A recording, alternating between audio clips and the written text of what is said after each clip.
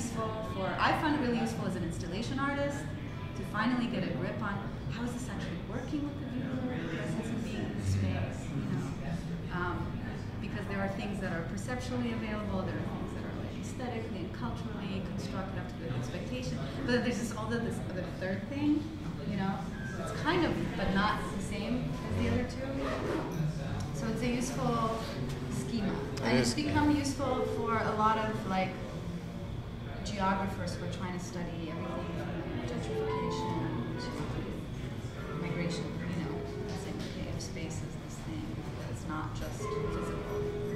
We have a tool now, diagrammatic definition of space as this sort of three interlinked processes that are never done. Even this wall is not done. Doreen Massey's talking about walls all the time, how this wall is in process. In every way. Physically, it's deteriorating, right? It's always moving. The matter in here is not still. Ideologically, it's always changing. Aesthetically, it's changing. Hey, every show. And also in terms of our lived experience, it changes as what it was when we started the workshop versus what it is for us now. So even something like when you touch it and you snap and you go there, and then she says it's happening. And one of the things that she says most is space is not a noun. Space should be a verb. We are fooling ourselves ideologically when in language we allow space to be a noun. So she says to space. We don't go somewhere. We space. Oh, that's kind of interesting. Collectively, space is an action. But like hard to get at in many ways. I find that kind of thing really exciting and really hard to really make concrete. Great as a general idea. How does that make concrete again? In my ability to experience myself on a daily basis, where it really matters to me at the end of the day, How do you spell her name again? Massey. She has a lovely book. It's called For Space. Massey. Oh, that's again. Yeah. Okay, I wrote it. I thought there was some. You asked that at the page, and then that. Right. No, I thought you were talking And about somebody Lefebvre, else. L-E-F-E. Yeah, I know. Is it B-V-R-E or B-B-E? I think it's, I think it might be the other way around. V? VB. I don't know. It's both. The production of space. That's one. He has so many books, though. He's so idiosyncratic and weird and beautiful. But this would be like the big one. Spell whatever that football player spells his name. Far. You were talking about a Brazilian. Sully Rolnick. Sully, S-U-E-L, Sully Rolnick. Actually, Rolnick is a lot of the essays available online. There's one called The Geopolitics of Pimping. The Geopolitics of Pimping? Pimping, yeah. That's about art, subjectivity, sensorium, politics, neoliberalism. Like neoliberalism as this kind of subjectivity that's really intimately has to do with the body. Which I find it really exciting when somebody can connect macro politics with sort of intimate production.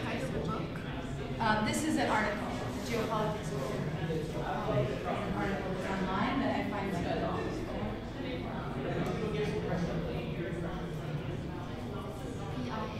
P-I-M-P-I-M-G. Yeah. But I think like a lot of early experimental body art is fascinating before it became just the kind of genre and spectacle. I think a lot of social practices are actually trying to get at some of this sort of collectively reshaping our relationships to each other, which is a spatial thing. It's a social spatial thing. And it could be something as simple as how you undermine the legitimacy of the gallery space, where it's fixing what relations should be, what it should be. So there's Duchamp, this like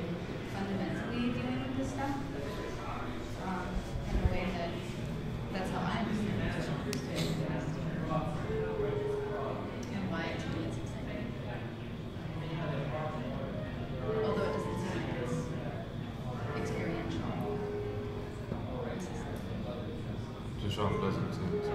Yeah, I think Duchamp doesn't seem very experiential in many ways, but to me, he is. For the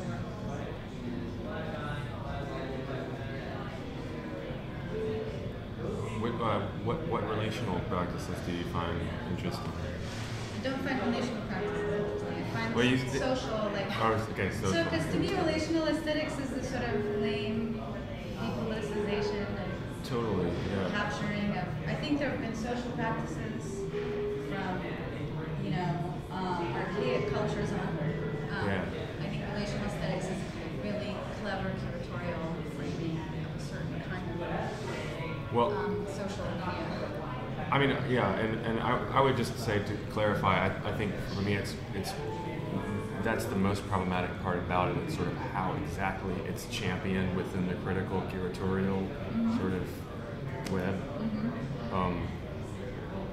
I mean, like, of course, like Claire Bishop's whole critique of Brio, everything, she sort of posits a few what could be construed as relational practices that have this kind of antagonistic edge or something. Yeah, she's concerned with, like, what about conflict? Mm-hmm. Like, okay, it's all fun, relational, we all get together and eat, but what about conflict? That's a social reality, that's a social relation.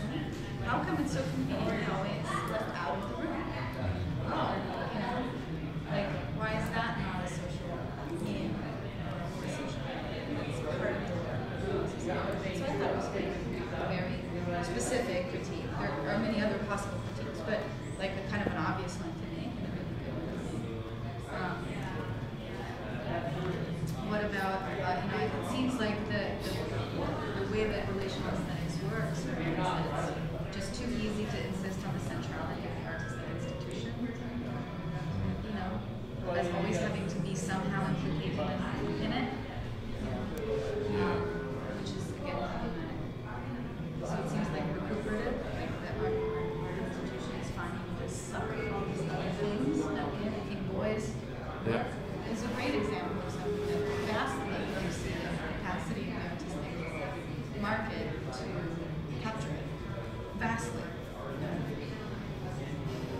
Well, yeah, I mean, it seems to go back to what you said about sort of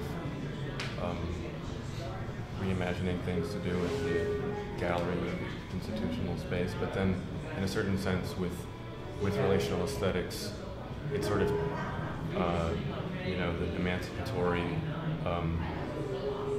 attempt sort of backfires or something when it's just sort of a matter of like, producing an entertainment-like spectacle that just contains the same exclusive set of social agents that would show up at any other show anyway. I think it's interesting when people say social media, or social art or relational art. I think it's interesting to see what forms of our social experience are included and what forms of our social, how limited that understanding of social is. Like Bishop's critique of it doesn't include conflict. It doesn't include reproduction. It doesn't include things like daily social reproduction, like your biological needs, your intergenerational needs. It almost never includes things about care, elder care, dying. Like, okay, where's the radical social art practices that deals with dying as a social relation? That's not there because it's not as fun as making curry, and it's like not going to be as easy for a curator to engage with that. So I think it's great to have I think it's great to develop sort of art practices that deal with social relations as their medium, but I also want to have an interest in particular kinds of social relations that are maybe excluded or in our dominant culture very avoided and for instance, social conflict is tremendously repressed.